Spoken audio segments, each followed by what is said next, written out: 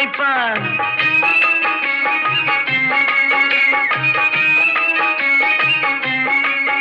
எந்த கலைஞனும் அவளை சிலை வடிப்பான், எந்த புலவனும் அவளை பாட்டில் வைப்பான். அந்த இயற்கையும் அவள் மேல் காதல் கொள்ளும், அவள் நினைவாலே என் காலம் செல்லும்.